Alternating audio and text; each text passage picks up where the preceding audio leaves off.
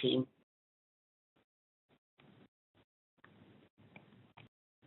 Administration for students. So we call it MASS. And the MASS programme is driven by its vision of delivering better student administration that supports students, professional staff, academics, and the executive. It's a portfolio of projects which underpin City's vision and strategy, and the Tutorial Records Project, or PTR as I'll probably refer to it throughout this, fits within this programme. The Personal Tutorial Records Project.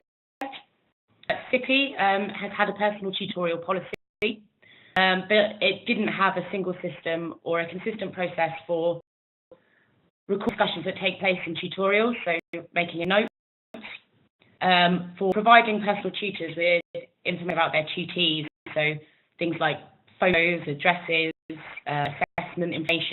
It didn't have a way of monitoring the engagement that staff and students had with personal tutorial meetings. So whether these were taking place, whether they're taking place as regularly as they should do. The project itself aimed to deliver a system to sort of address those 3 points in order to support the policy for undergraduate students. So at this presentation, I'm going to be jumping around a little bit, so I thought it'd be good just to give a bit of an overview of the timeline. So the policy that I mentioned a minute ago, amended in August 2016, a pilot for the PTR tool was launched in September 2016. The review of that sort of interim pilot during that academic year with some enhancements made for the second term. As the pilot was going on, there was also requirements gathering for a future solution. The eVision tool, which I'll talk about in just a moment, in 2017 to all schools, had the quality reviews, made enhancements in February this year, and we've closed the project. So itself is based within the business. On the project team, there were 3 members from MASS, myself, the project manager, a business analyst, and a business process and analyst. And then they had 3 members of staff from IT in the project team as well. So we had an IT project manager, a developer, and we had people from IT training involved. So about the policy, it's been kept fairly permissive. So there was a lot of experience in its implementation in each of the 5 schools that we have at City, and I'll talk a little bit more about that in a moment. The City Law School here, so one of our schools, actually expressed an interest in using personal tutoring as one of key activities to improve and drive progression within their school, and they were selected for the pilot of the project. So I should probably point out that when the pilot launched in 2016-17 to the start of that academic year, the project actually had no project sponsor, there was no owner, we didn't have any project governance, we didn't have a board, and I myself as a project manager hadn't actually been assigned to the project yet. So before I took on, a review had been undertaken for the pilot and identified that IT had actually been developing some functions within eVision 6, which we thought could be adapted and used for the purpose of the pilot, and that was what was actually taken forward. While it was going on, we did establish the project governance, and we have a few issues in terms of assigning a business owner at that point. The policy itself, the adherence to it was monitored within a team, the progression and strategy support team, which is based in student academic services. Policy being written by a member of staff within the learning enhancement and development team, or LEAD. The personal tutors in the schools were sort of looking after the policy as well, and where they were having the tutorials. So there was a lot of discussion, and eventually it was decided that the director of LEAD would be the business owner and would take on the project sponsor role on the board. In terms of board membership itself, we have 5 senior academics, so 1 from each of the schools here sit on the board. We had someone from the progression and strategy support team, and then we had IT as well on that board.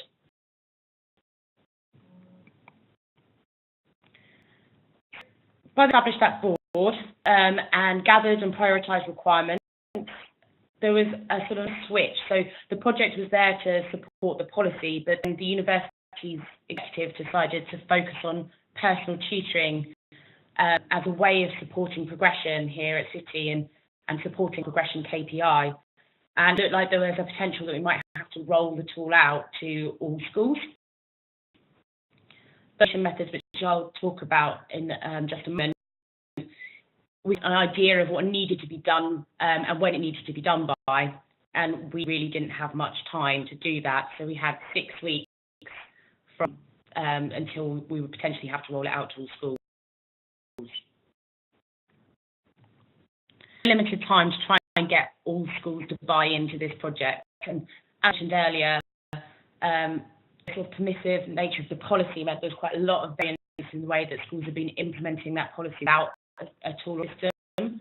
And now there was this focus on personal tutoring in terms of progression.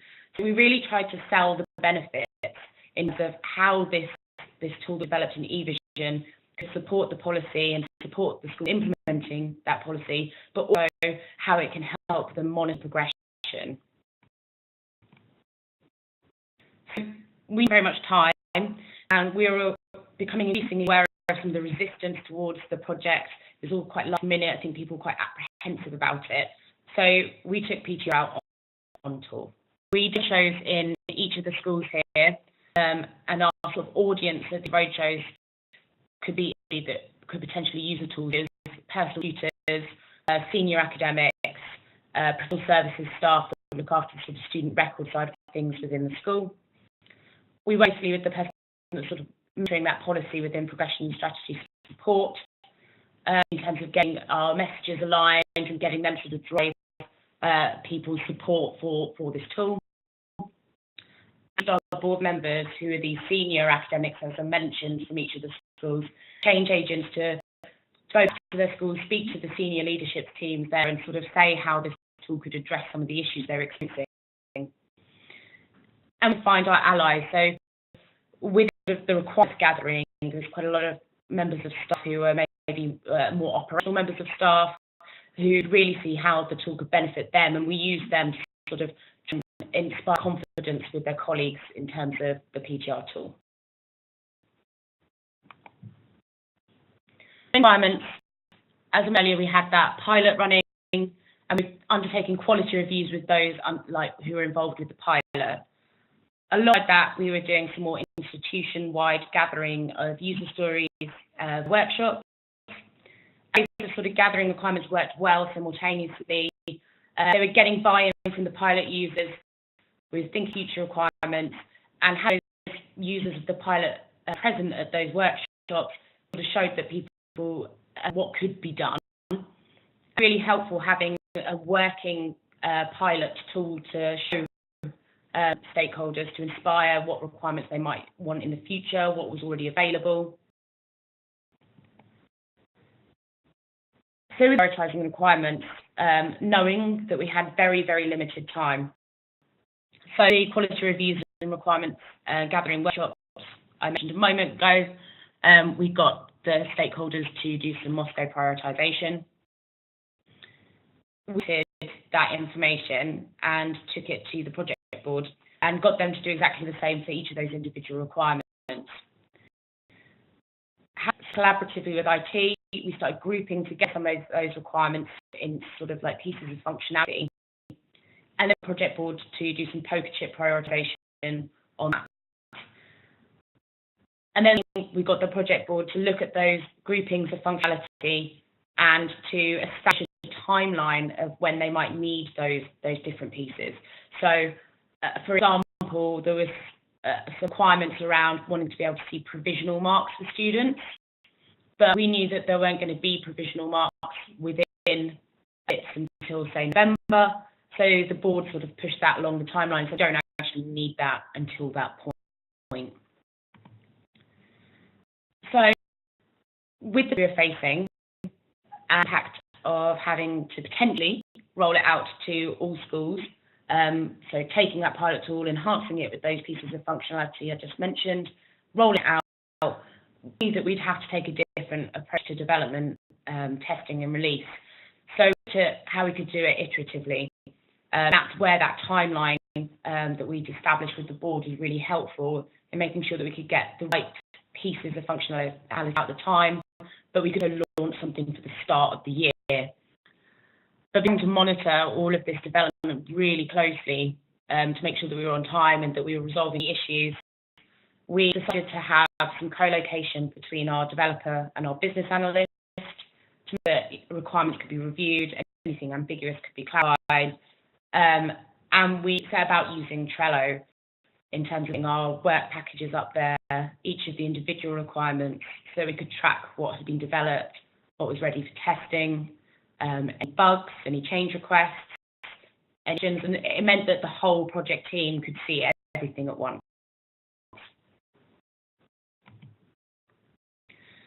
Within the schools kind of persisted. We had no mandate from the executive to actually use the eVision PTR tool. So with one school in particular who were insistent who would not use our tool, and they were trying to use the tool that they'd been developing themselves within the school. So, having done a lot of engagement with them already and gone to these roadshows that I mentioned earlier, we started to think about what else we could do. As a PTR project, we were conducting a privacy impact assessment and ensure that we were going to be compliant with the upcoming general data protection regulations. So we realized that the tool itself had around that in terms of we had access levels set, we saw that the right information was available to the right people at the right time, and that we could really use that to sell this to the school. So offered to conduct a privacy impact assessment for their system as well, to demonstrate some of the benefits of PTR in this regard. So we were able to demonstrate that our tool was easier in terms of compliance, and the school did some more demos and some more presentations.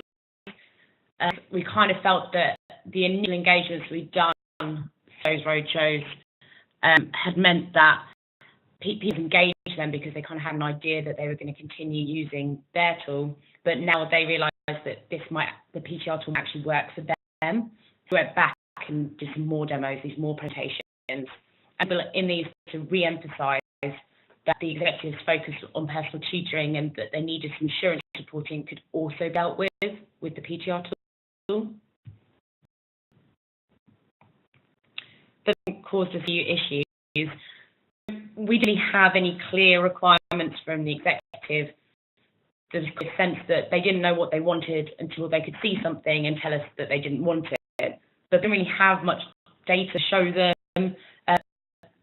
mocked things up that they really weren't sure at that point. I think this is because that shift in focus on personal tutoring around progression was quite recent. They were still trying to work it out themselves. So we were working with them, and then eventually it transpired that they wanted to see a level of detail that we hadn't really built into the tool and we weren't going to be able to deliver. A quick recap of what we implemented when, and maybe in a little bit more detail than here.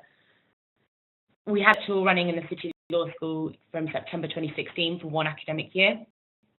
With this academic year, we'd made enhancements based on those quality reviews we'd done with those users. All 5 of our schools for undergraduate students in September 2017, and at that point we started adding on those additional enhancements as and when we'd established they needed to be released. So we had an addition of some school level reporting. So within the schools, they kind of monitor whether personal tutees and tutors were meeting. They could also report that up to the executive.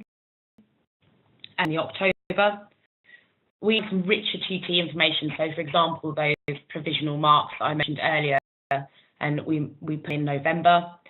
And we came up with some executive reporting with a little bit more detail in November also. The project was due to close in December 2017. And so before that point, we conducted some more quality reviews in the same way we'd done it throughout the pilot, looking at what was working well, what sort of suggestions for enhancements in the future people could come up with.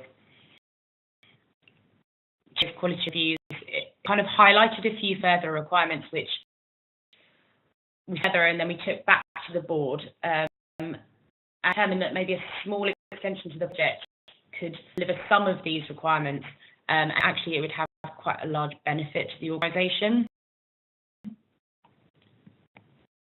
So the project. There were areas of functionality we decided to include in this project extension.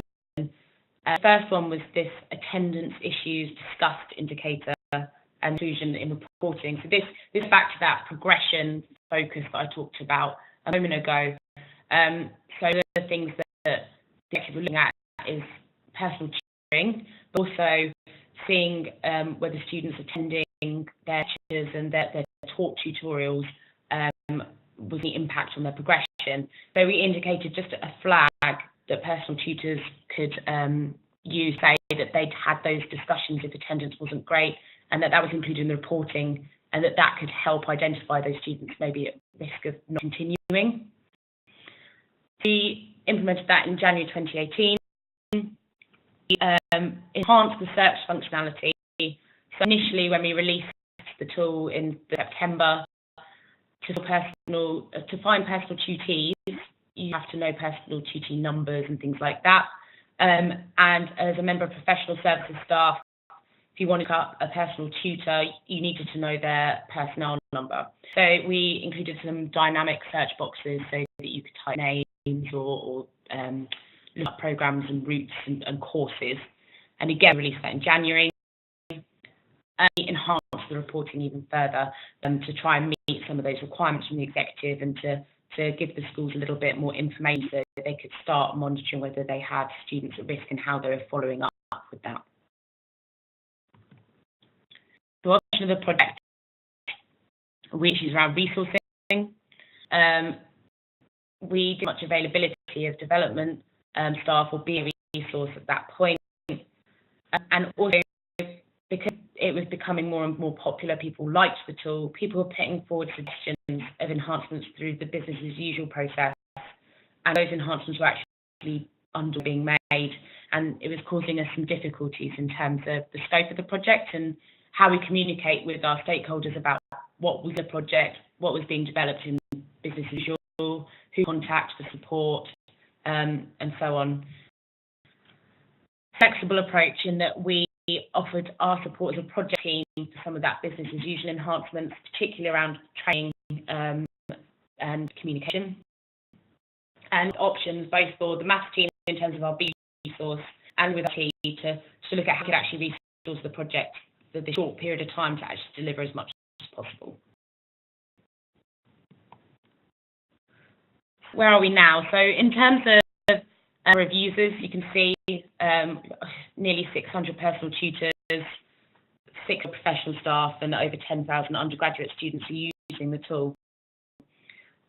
For that first release in September, when we rolled it out to all the schools, so we had a look at how to train that users in a really short space of time, and I'm sure a lot of you would appreciate that it's quite difficult to train academic staff, in particular, in a summer before term starts, and those undergraduate students wouldn't have even been with us at that point in time either, and we're probably going to have their first personal tutorials almost immediately. So we looked at the ways in which we could do training, and we decided to go down sort of video guidance route, as well as some support manuals, rather than in-classroom training or just manuals, and that seems to have worked really well, and the project is now closed. So there's some usage stuff here for you in terms of how it's going. 3% of the academics who are expecting to use the tool have now done so, and actually that figure stands at 95% within that school that we had the most resistance from. Tutees have now logged in, and 1,000 records have been added, and those records previously had no way of being stored, so this is really successful.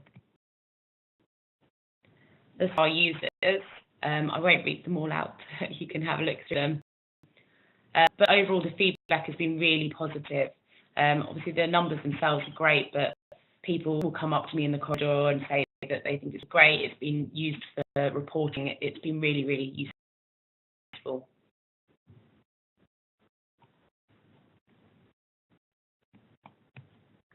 So overall, the success of the PTR project has established some significant buy-in across the institution for the math programme as a whole. And of cynicism towards the programme, we haven't really done anything like this at City before. Some of the sort of processes and things we were looking at had maybe been looked at before and maybe not gone the way some people wanted. So there was a little bit of cynicism there. So we've been brilliant in terms of establishing that buy-in. And the number of stakeholders in common between the PTR project and other projects in maths is really high. There's a lot of crossover there.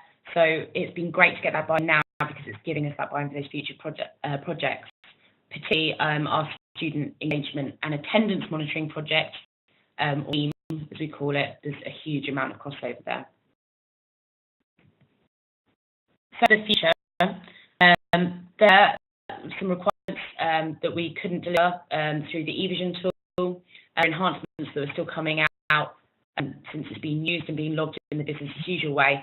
So they will either be delivered by through the business as usual process. Again, what we've done is we've set a Trello board and put there anything that we couldn't deliver, and also anything that's coming through the normal BAU processes being out there for the phone IT to review together and to see if it's feasible or whether we want to do it, and how to prioritise that against institutional work.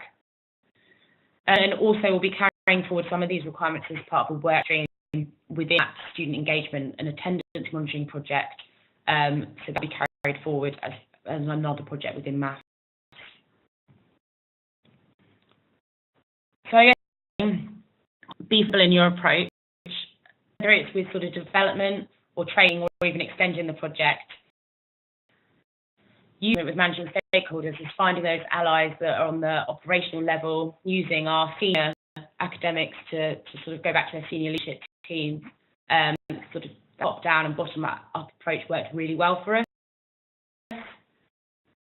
To repeat yourself, obviously we had to go back to that one school in particular to back and show them again what we've done, because then in a position to really be able to listen to it.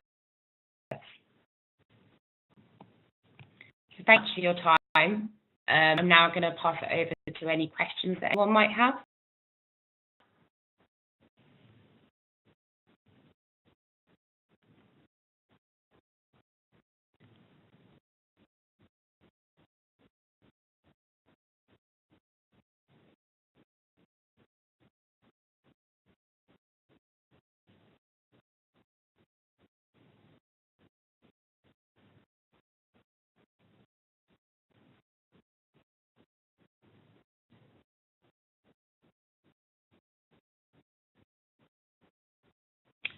Questions. So thank you very much for listening.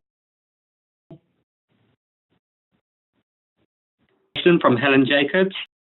Okay. Did you make the Trello boards available to all staff? So in terms of the Trello board that we used for development, that was just for our project team. And in terms of the one for the business usual enhancements we set up to pass over as part of transition, that's only visible for the business owner and for IT.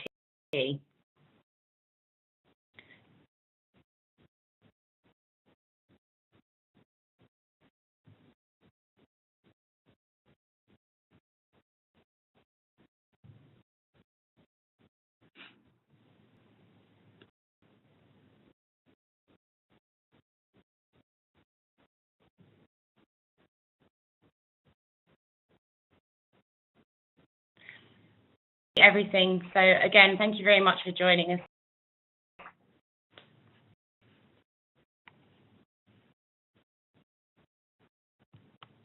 Question, Eleanor. Hannah Lucky is asking if the slides will be made available after the webinar. Yeah, they can be. Aaron, sort that out.